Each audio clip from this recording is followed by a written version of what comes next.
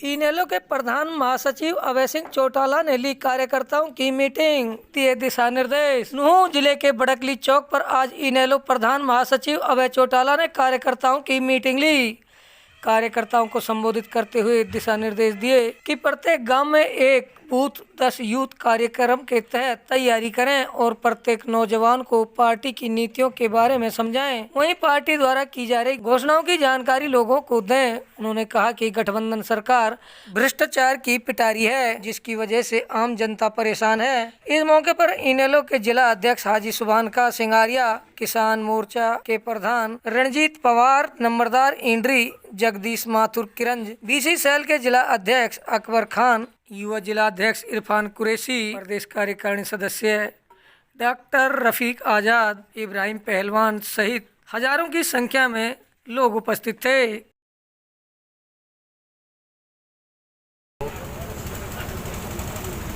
Indian national Lokdal party के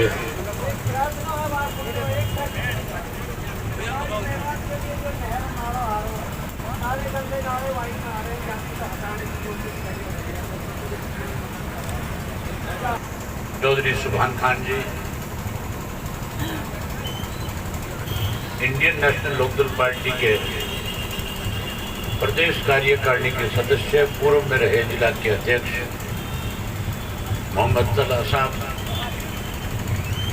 के प्रधान इकबाल मोहम्मद साहब, चेयरमैन फारूक साहब,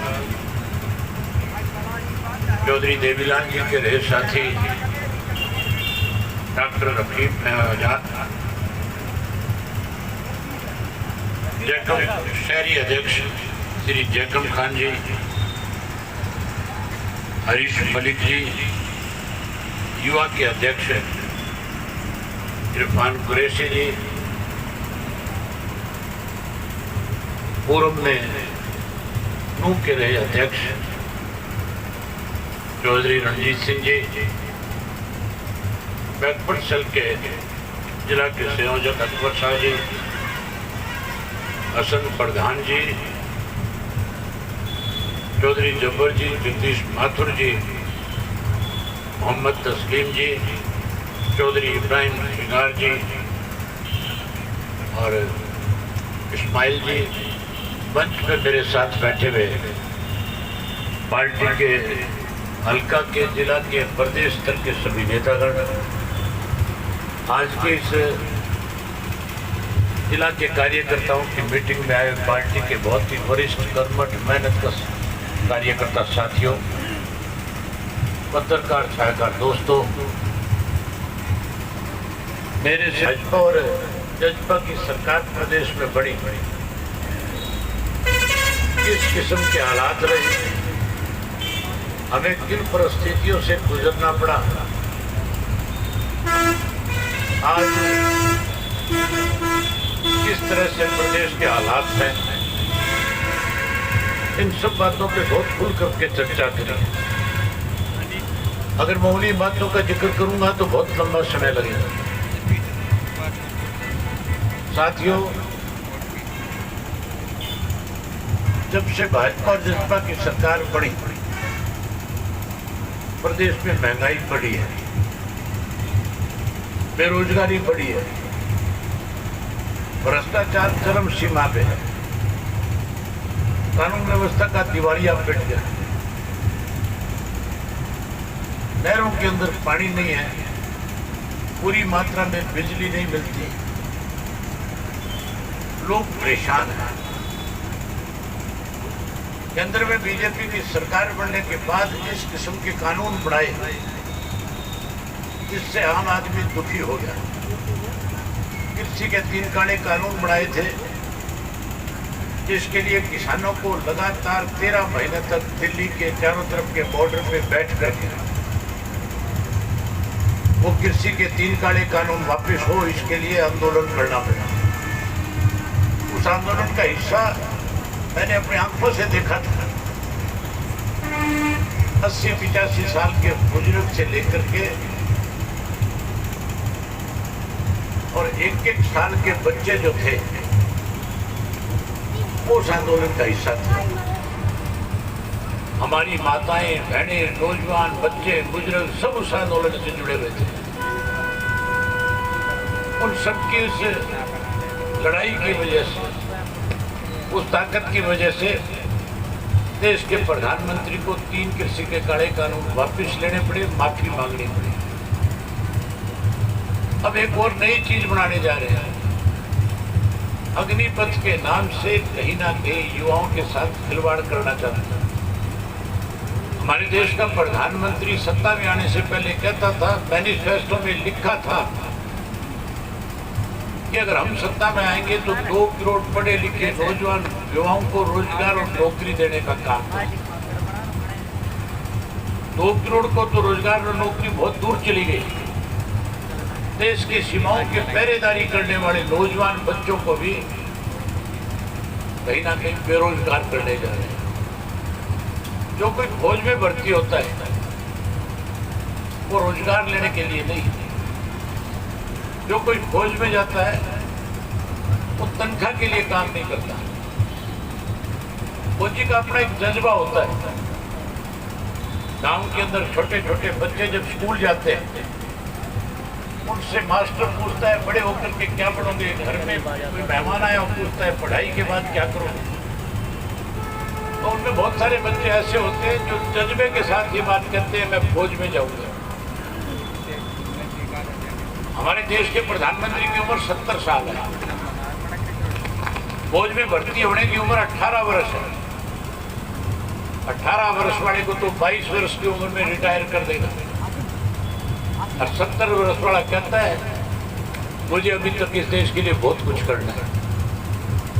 जिसकी रिटायरमेंट की उम्र है वो तो जबरदस्ती कर रहा है।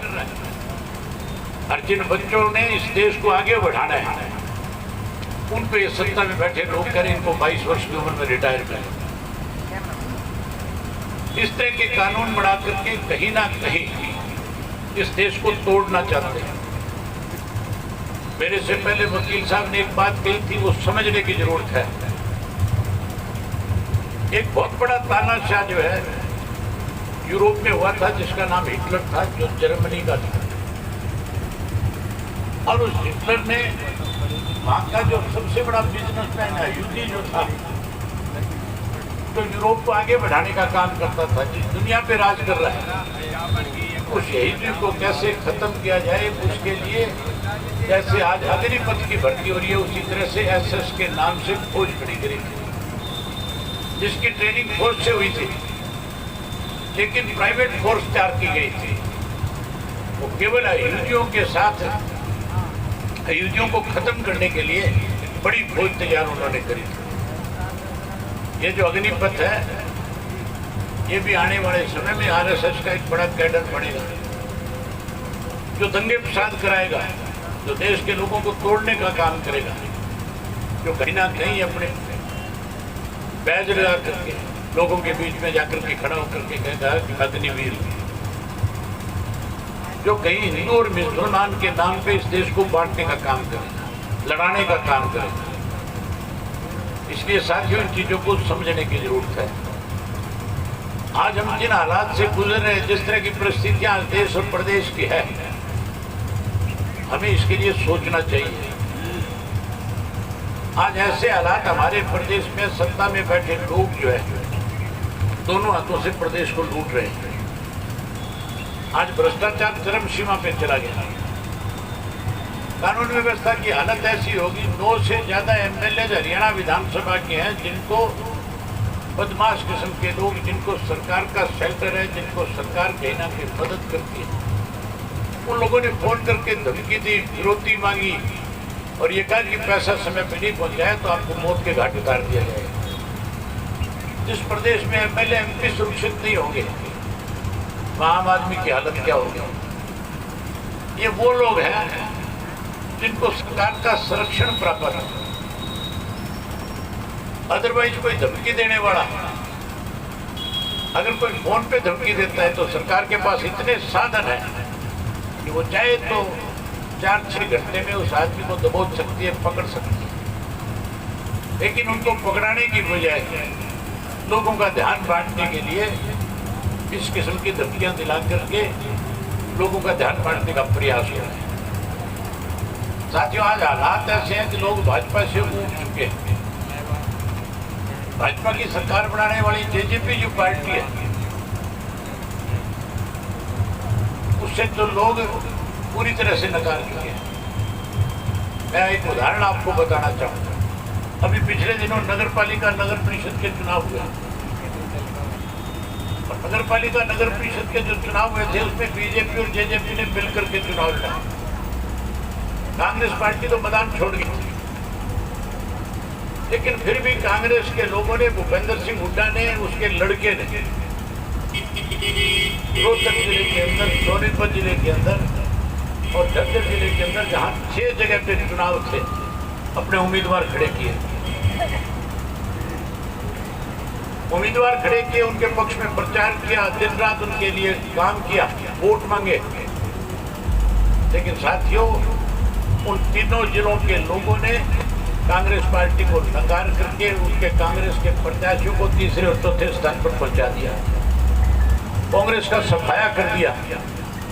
जो कांग्रेस कह रही थी कि हम आने वाले समय में प्रदेश के अंदर अपनी सरकार बनाएंगे, इस नगर परिषद नगर पालिका के चुनाव में लोगों ने उनको पूरी तरह नकारा। हमारे प्रदेश के मुख्यमंत्री के जिले करनाल के अंदर 5 जगह चुनाव था। 5 जगह सिंबल पे लड़ रहे थे। 5 जगह पे जो सिंबल पे लड़ने वाले लोग इनके थे, उनकी जमानत जब्त होगी। भाजपा को करनाल जिला के लोगों ने पूरी तरह से नकारा। अब जब पूरा वोट गिर गया और वोट का प्रतिशत जब निकाला गया, तो साथियों, भाजपा और जसपा को केवल 26% वोट मिला। 72% लोगों ने उसके खिलाफ अपना मतदान किया। अगर लोग सरकार के साथ होते तो फिर 72-75% लोग खिलाफ नहीं जाते, फिर उनके पक्ष में वोट डालते। जसपा वालों ने डबवाड़ी के अंदर अपना कैंडिडेट खड़ा किया। भाजपा और जसपा ने मिलकर के चौधरी रणजीत सिंह, जो आजकल मंत्री हैं बिजली के, उन तीनों ने मिलकर डबवाड़ी के अंदर जसपा के सिंबल पे चुनाव एक व्यक्ति को लड़ाया। हमने अपनी पार्टी के साधारण कार्यकर्ता को चुनाव मैदान में उतारा सिंबल देकर।